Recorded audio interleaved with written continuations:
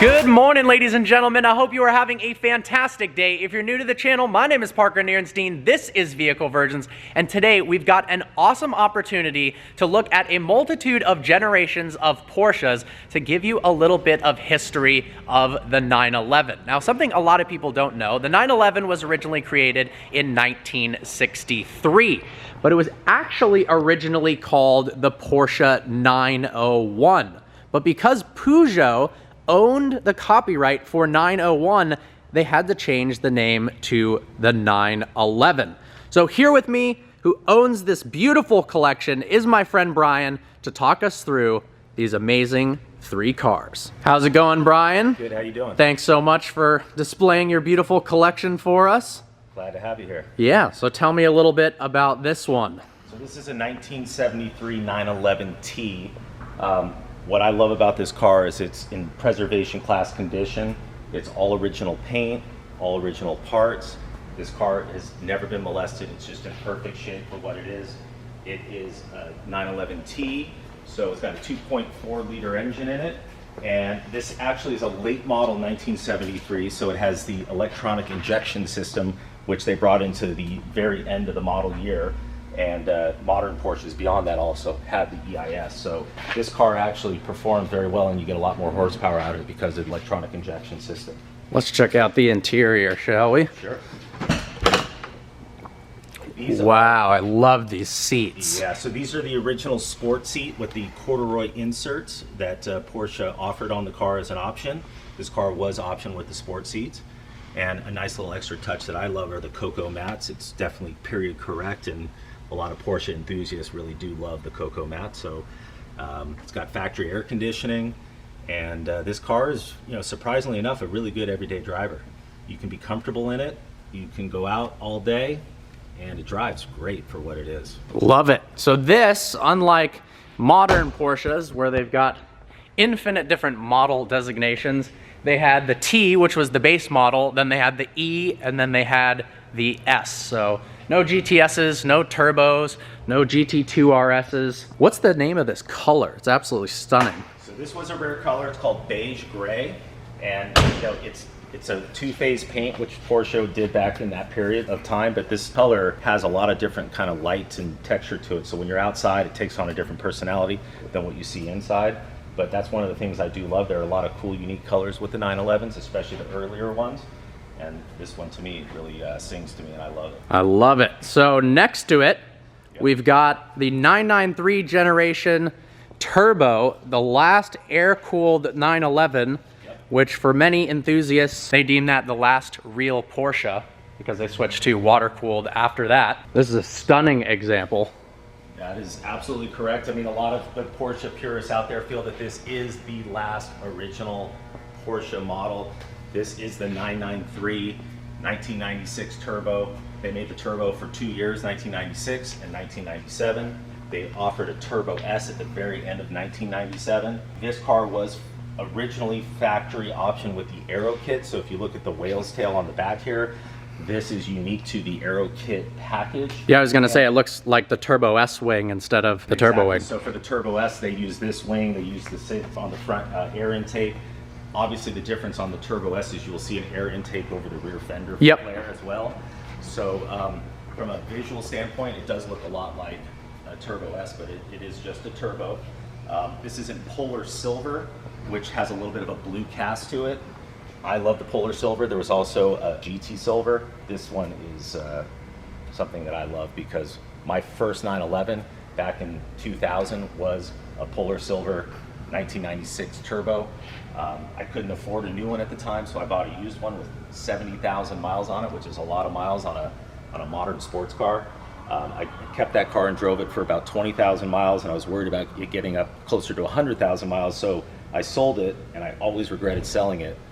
When I did sell it, I probably sold it at the absolute bottom of the market. Yeah, and then they absolutely skyrocketed, huh? They skyrocketed. I mean, today these cars are in the price range of $130,000 to $180,000, depending on how original it is and how many miles. The lower miles, the better. I would say this condition that you see here today is easily a $150,000 car. I think when I sold mine, 90,000 miles on it, I think I sold it for about $30,000, and oh my gosh, I regretted that. So here we are today. And this car, for the time, guys, was one of the world's fastest cars. All-wheel drive, twin turbo, 400 horsepower, and it was capable of doing 0 to 60 in 3.8 seconds in 1996. Think about that. That's literally on par with some modern day supercars back in 1996. And other than the 959, this really was the fastest car Porsche had made. And it's absolutely stunning. I think this is one of the best looking model designations they've ever made. I agree. I absolutely love this car. It's my favorite 911 ever. And I'm glad that I have this in my collection. I don't think I will ever not have a 993 turbo in my collection. It's just near and dear to my heart. And the point you brought up about its performance, I think still today, and you'll see next to us we have a brand new GT2 RS. I think still today, this drives like a modern sports car. And you know, sometimes I forget how old this car really is, but it has all the creature comforts that you would want out of a modern sports car. It is a manual. I love driving manuals. Not a lot of the higher performance 911s today offer a manual. So to me, you get a lot of the best of both worlds. You get an old car, you get a modern car. It performs, it's comfortable, it's convenient. It's just special in so many different ways. Absolutely.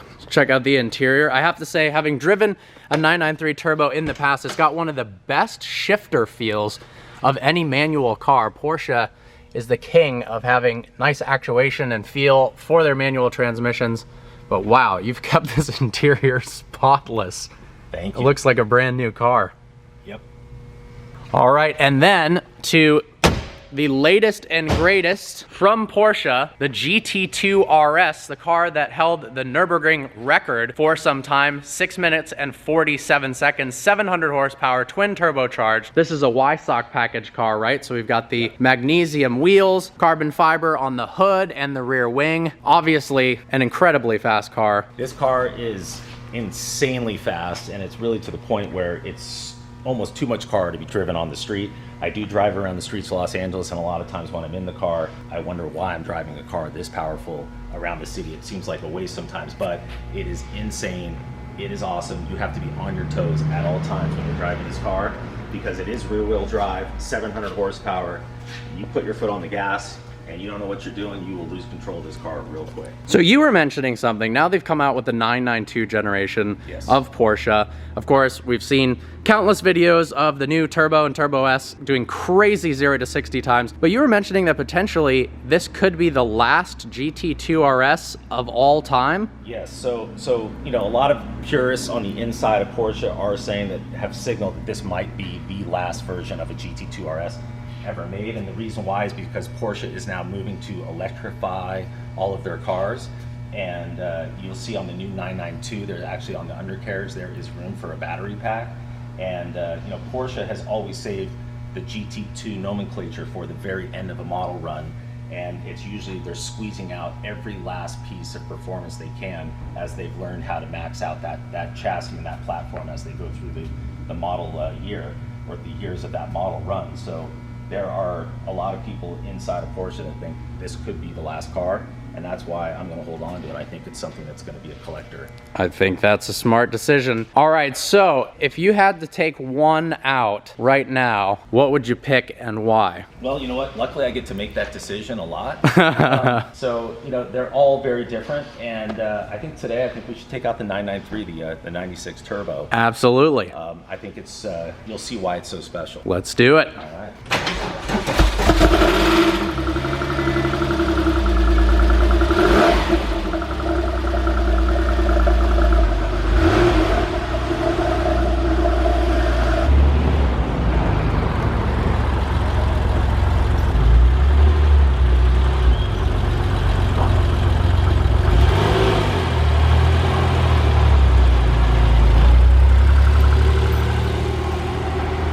Behind the wheel of the 993 Turbo now, and I gotta say, this car is so easy to drive. Right? I mean, it's very modern for what it is. Steering wheel feels fantastic. Like I said before, the shift actuation is amazing in this car. Man, I like how small it is too. Porsches are getting bigger and bigger, but this one just feels like it's a perfect mix of not too big, not too small.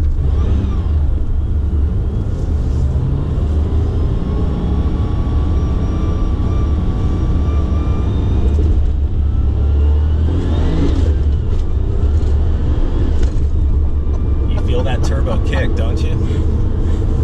This car, guys, is ridiculously fast for the year.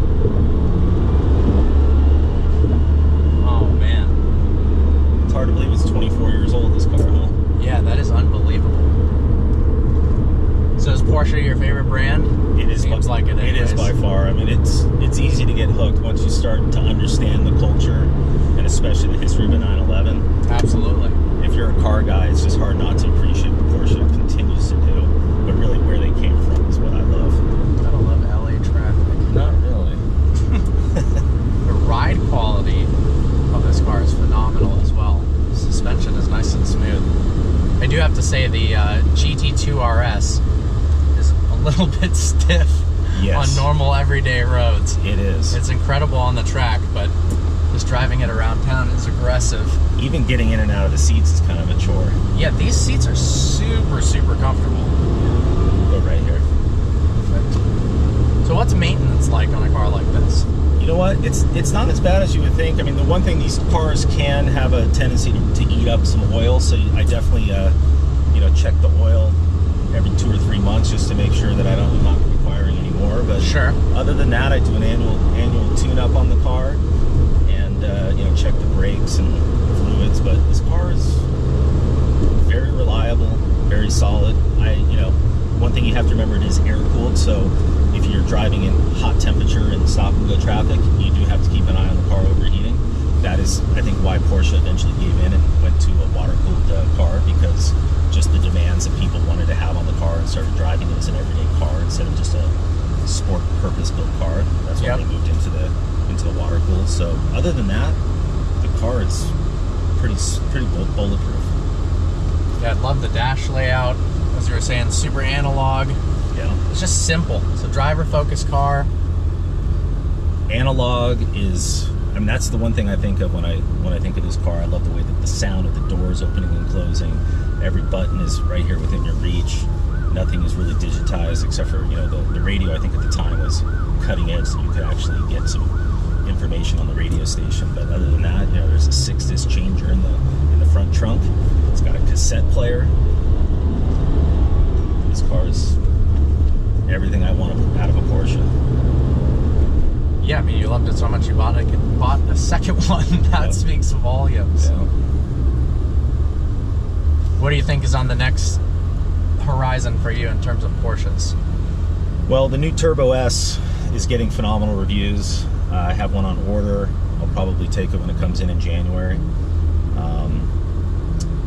I do want to get another modern 911 with a manual, and I can't get one in a Turbo S, so maybe I'll reconsider and get just a regular Carrera S. I'm really enjoying driving cars that are manuals lately. I think with COVID, I've had the opportunity to not have as much traffic, even though we're having a lot of traffic today. And it's kind of helping me appreciate and reconnect to driving a manual. I have 2 kids that are both drivers now, and they both like older cars, so I've been really kind of trying to get them into driving manuals, because I don't want it to be a lost art form out there. Yeah, it's unfortunate that the manual take rate for cars is getting so low that most manufacturers are completely getting rid of them. The nice part is Porsche and BMW are still holding out. No such thing as getting a manual Ferrari or Lamborghini anymore. I know. Well, I mean, a computer is always going to be faster than a human, so if people are just purely looking for the absolute fastest piece of equipment, and track times. Yeah, these DSG transmissions are always going to be faster than a manual, but it does take away the connection of the driver and the car and the road. So hopefully Porsche never gets rid of the manual. This car really is awesome. Straight still. Yeah, just keep going straight. I mean, we can go to the right anytime you want to, but we're just in beautiful downtown LA. you know, even for a modern sports car at the time, driving on city streets, it's comfortable. It absorbs potholes much better than my GT2 RS does. I can tell you that. Yeah, it's both relaxing, easy, and then when you floor the gas, impressively fast. It still has a big kick to it. And for 38,000 miles, this has to be one of the most mint 993 turbos I have ever seen. Thank you. You can go right here. This is also one of those cars, I think anyone who sees it, they know it's older, and I think people just love this car. And you know, it truly is kind of like that last generation too, of that handmade, artisan-built Porsche. From the interior to the exterior, the way that all the panels were formed. I mean, it's just really a hand-built masterpiece. They certainly took a step backwards in terms of design language with the 996. Yeah, not really a fan of that That car. is my least favorite of all of the 911s, starting with the fog lights to the interior. Yeah, I agree. And I think that's also part of what cemented the history of this being so iconic. Was absolutely when it went from that to the 996. It was like people really appreciated what this was, what this is. We can go left at this light there. Well, thank you so much for letting me drive the car, giving me a tour of your garage. Absolutely. This was phenomenal.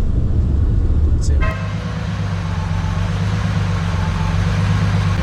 All right, we're in the 73 now, and check this out. It's got a really cool little feature that you were describing. Yeah, so there's a little throttle lever right here. So when you start the car and it's cold, you pull this thing up, gives a little extra gas to the carburetor. And also a lot of the guys who are the better drivers have figured out how to use this as a little bit of a hack for getting off the line, or if you're on a hill with like a steep incline, you can use this as you're taking your foot off the brake. That is pretty cool. Yeah, so it's actually a cool little feature in the old school 911s. All right, off we go.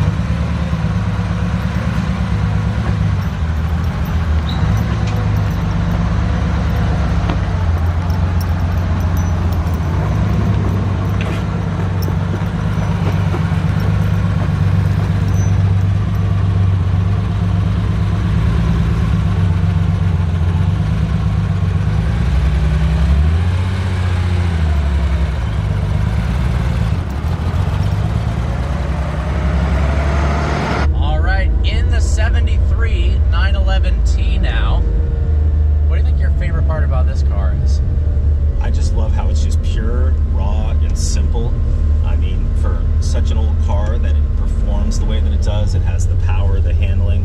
I mean, it is still an old car, so you have to have limited expectations on performance, but understanding that this was built 47 years ago, yeah, and you can still have a lot of fun and can challenge your driving skills, it's special. Sounds pretty sweet. Yeah, and it likes to be driven hard. I mean, you got to get the RPMs up in this car. It's a sports car, and it's meant to be driven accordingly. Apparently only weighs 2,300 pounds by today's standards. Even that's lighter than the current generation GT2 RS with all of its light savings. Oh, significant. Love how small it is. Yeah. So compact. The clutch is heavier than I was expecting. Yeah. And you gotta remember too, the S model was a little bit more race inspired, so this is a little bit more subdued feeling. The clutch will feel a little bit more stiff and kind of slow compared to the S, but there's not a lot of differences, except for the S does have a 2.7 liter engine, but it's the same block, so you could actually build this out to a 2.7. Gotcha. But I've decided to leave it original just because everything else on the car is original, and this is, for me, an investment class car, and I just didn't want to change anything about it. Yeah, so any tips for people looking to invest in classic cars? Because traditionally people think about cars as depreciating assets, but obviously if you pick the right models, which it seems like really the only two reliable car manufacturers to go with depreciation is Porsche and Ferrari. Yeah. But for this generation of cars, are there any things to look out for? I mean, T versus the E versus the S. And yeah, I mean, it's from a collectible standard, I think the S is the most desirable, then probably the E, and then the T. But, you know, I think a lot of guys, too, have an open mind depending on the originality of the car, whether or not it's ever been in an accident, original paint matters So, you know, I think when it comes to buying these as an investment, buy the best car that you can afford to buy, because it will appreciate accordingly. If you can find a car that has a story behind it, if it's been a race car, it had the Provence of maybe a special owner, anything that has a story to it definitely helps the car hold its value and gives it more appreciation. But I do look at these as an asset class. So instead of owning a stock or bonds or gold or whatever cryptocurrency, this is an asset that I get to touch, feel, and enjoy every day. Yeah, you certainly can't drive stocks. You definitely can. And that's, you know, I think it's a balanced portfolio kind of approach, but I like having these cars because I enjoy them, and it definitely makes me feel good that this thing is going to always hold its value, and it's going to probably continue to appreciate over time. I'm not a seller of the car, but if I was to sell it today, I probably could get over double what I paid for it. Really? Wow. Yeah. And that, you know, and that just, I think, adds to the ownership experience and the pride of knowing that you made a good investment.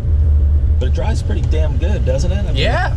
For this car is 1 year younger than me. Yeah. I was born in 72. This is 73. Like the headrests. Yeah. I mean, it does have back seats, but I wouldn't want to have to sit back there. Yeah, no way. Maybe if you have no legs. Yeah, but I don't know if you feel that factory air conditioning when it's 85 degrees out. It's pretty darn nice, isn't it? I'm actually, the air conditioning is unbelievably impressive. Yeah. I mean, Porsche knows what they're doing. They always have, and they continue to impress people. I love the view out over the hood, too. I don't know if you notice above, but we have a stock factory sunroof on there as well. There's a little lever on the left side there, just under the lights. No, up right there, under this right here. You can open up the sunroof. How cool is that? Wow. That's It's like it's a mini Targa. There you go.